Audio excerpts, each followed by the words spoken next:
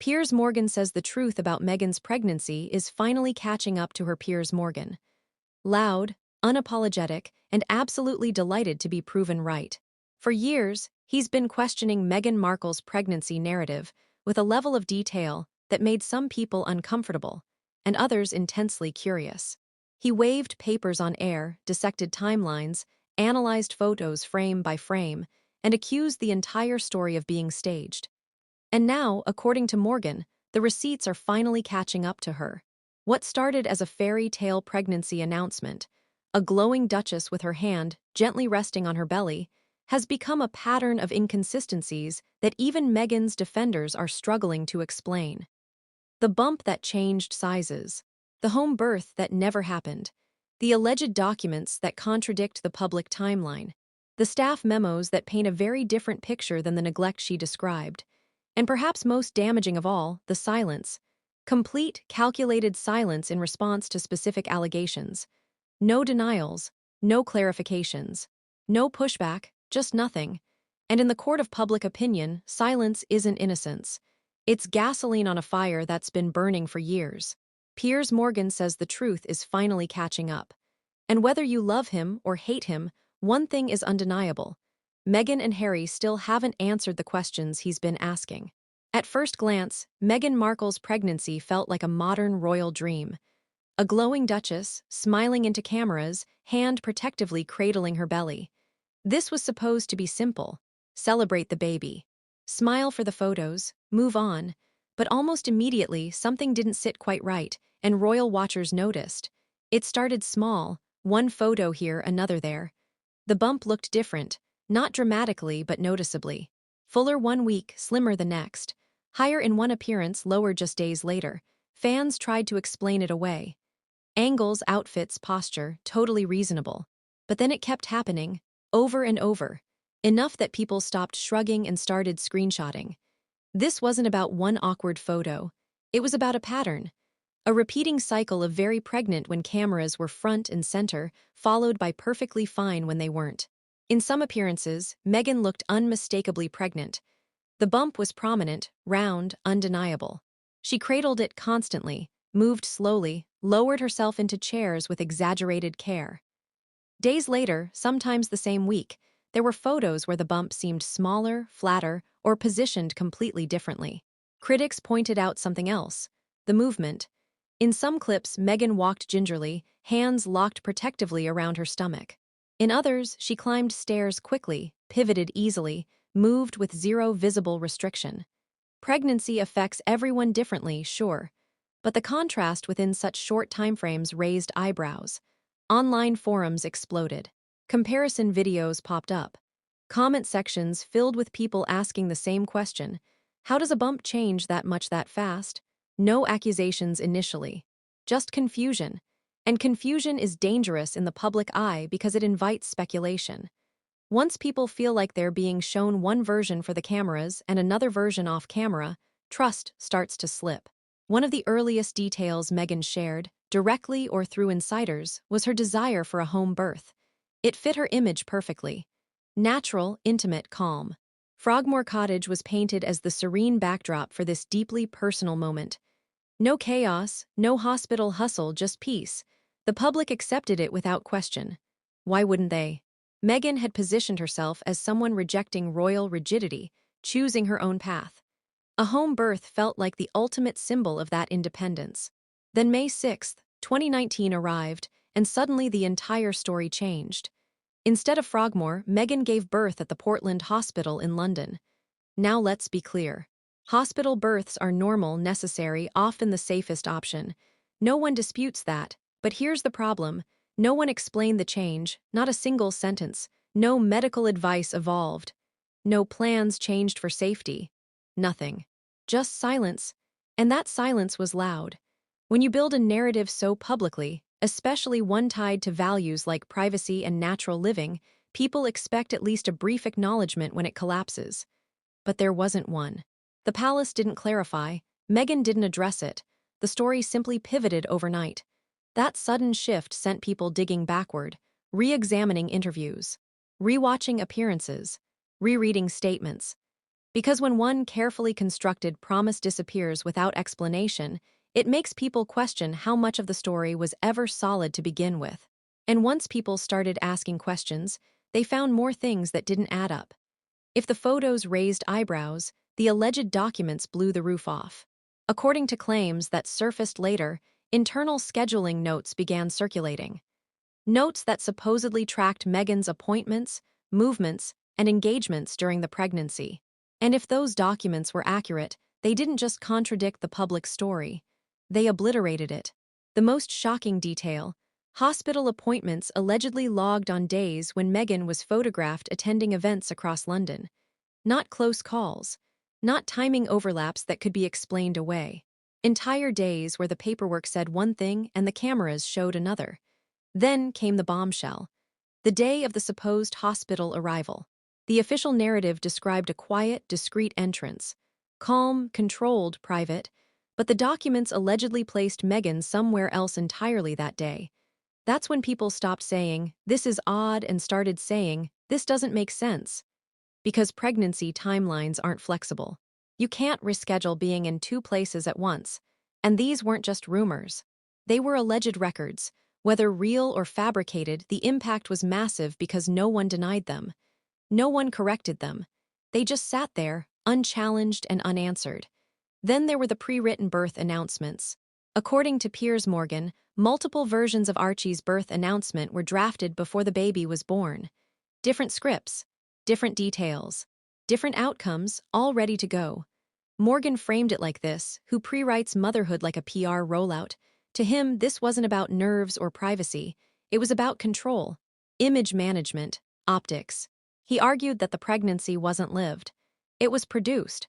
Piers Morgan seized on every inconsistency with surgical precision.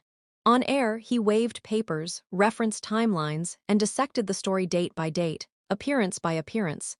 He wasn't asking gentle questions. He was accusing the entire narrative of being staged. And here's the thing. Meghan tried to silence him. She contacted his boss at ITV.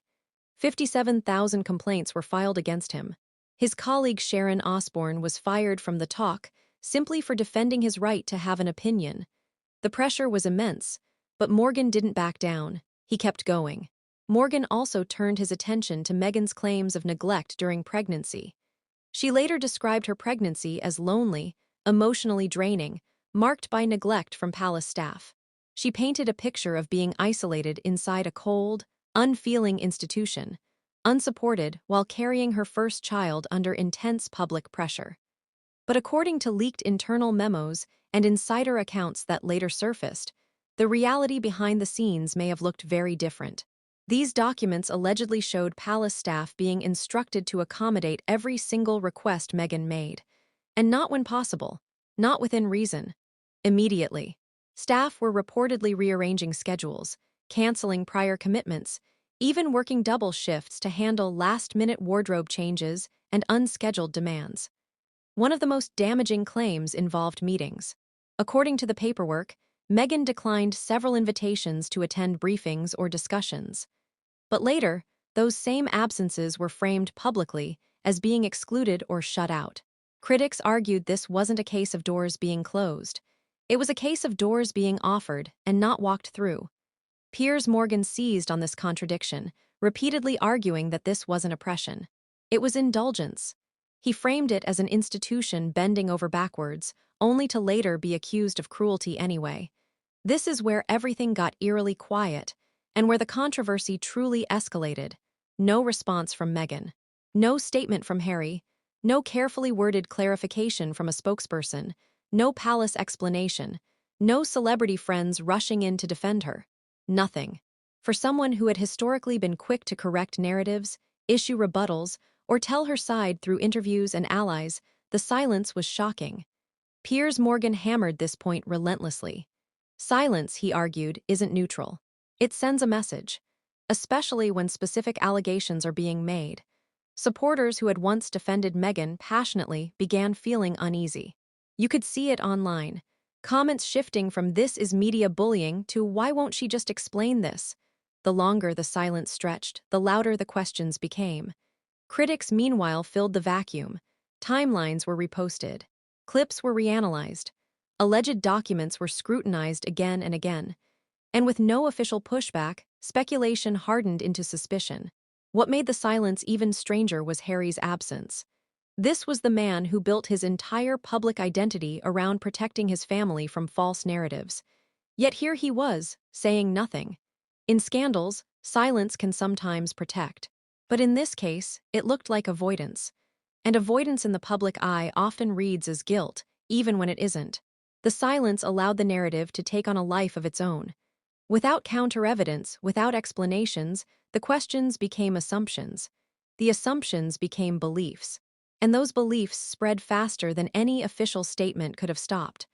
Once doubts had taken root, people started revisiting everything, including the Oprah interview that once felt untouchable.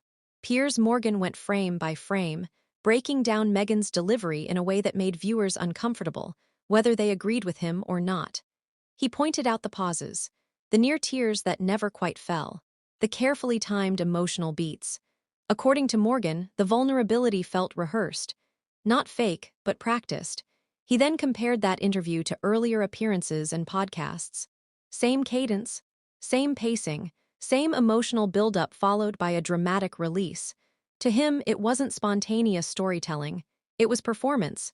That critique resonated because it fit an emerging pattern: the staged photos, the controlled pregnancy narrative, the pre-written birth announcements, the perfectly framed vulnerability. Together, it painted a picture of someone deeply invested in narrative management. Now, to be fair, media-trained individuals do learn how to communicate emotionally on camera. That doesn't mean they're lying. But once viewers started noticing repetition in delivery, it changed how they perceived authenticity. What once felt raw now felt produced. And once the audience starts questioning sincerity, it becomes almost impossible to win them back. Every tear looks calculated. Every pause feels intentional. That's the danger of overcuration. Eventually, even your truth sounds scripted. This was Piers Morgan's most explosive claim and the one that divided audiences the most. He argued that motherhood itself had become a shield, a powerful one. By centering her public image around pregnancy and vulnerability, Morgan claimed Meghan created a cultural force field. Questioning inconsistencies suddenly looked cruel. Asking for clarification became attacking a pregnant woman. Criticism transformed into alleged abuse. And culturally, that works. Society is trained to protect expectant mothers, to offer grace, to avoid confrontation. Morgan argued that this instinct was being leveraged not accidentally but strategically. Any pushback against timelines, insensitive, any questions about staff treatment, bullying, any doubts at all, misogyny. He didn't argue that motherhood was fake. He argued that it was weaponized, that it became a narrative tool deployed whenever scrutiny intensified. Whether viewers agreed or not, the argument stuck because it explained a pattern. Every time pressure mounted, the focus shifted back to pregnancy, stress, and emotional hardship. And the conversation stopped there. But once people started noticing that pattern, its power weakened. Instead of silencing criticism, it provoked more of it. Because people began asking, if everything is genuine, why does it need so much protection? That question lingered. And it changed how people consumed every subsequent statement, every interview, every carefully worded post. The shield that once protected began to feel like evidence of something being hidden. By the time all these pieces were laid out together, this controversy had become about something much bigger than pregnancy photos or hospital timelines. It became about trust. Once people felt the story didn't fully add up, they started questioning everything. Not angrily, but cautiously. And that's worse. Because skepticism doesn't shout, it lingers. The damage wasn't a single allegation. It was the accumulation. The shifting timelines, the alleged documents, the staged optics, the silence. Together, they eroded confidence in the narrative that had been presented so confidently to the world. And when explanation is replaced by silence, doubt fills the gap. People connect their own dots. They form their own conclusions, and those conclusions harden with time. This wasn't a scandal that exploded. It seeped, slowly, quietly, persistently. And once public trust cracks, it doesn't heal easily. Every future claim gets examined harder. Every emotional appeal meets resistance. The benefit of the doubt disappears. That's the real fallout here. Not embarrassment, not headlines, but credibility. Once questioned, it never quite returns the same way again. Piers Morgan didn't create these questions. He just refused to stop asking them. And now, years later, those questions still haven't been answered. The bump still changed sizes in photos no one can explain. The home birth still disappeared without explanation. The alleged documents still sit unchallenged. The staff memos still contradict the neglect narrative. And Meghan and Harry still say nothing. Maybe silence is strategy. Maybe it's protection. Or maybe, as Piers Morgan argues, it's the loudest answer of all.